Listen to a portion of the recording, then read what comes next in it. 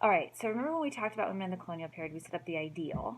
And then we also talked about women that didn't fit that ideal. So we looked at like Hutchinson as kind of outside the ideal. We talked about women who are accused of witchcraft. We looked at that shift from servitude to slavery. So now we're doing the same thing, but like 100 or so years later. So the last lecture set up the ideal, that cult of domesticity, what like women are aspiring to be. And then now we're going to talk about the women that don't fit that ideal.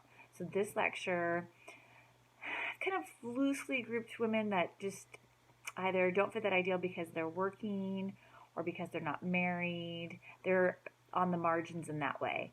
And the next lecture, we'll look at women who go west, because they're definitely going to be outside that ideal.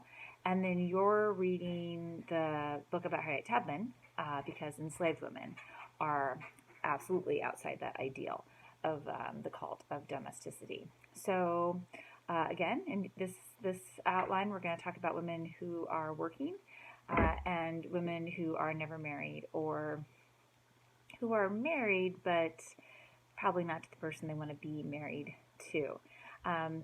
The key thing here is none of these are really options, right? When you're looking at women as working in the mills, or thinking about women as teachers, or thinking about women as novelists, none of this is really an option for women. What women really need to do if they want to survive is get married.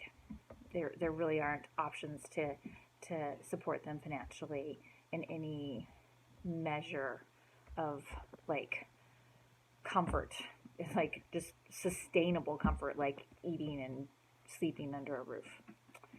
Okay, if you have any questions, again, you can put them in the discussion board with this module. Thanks.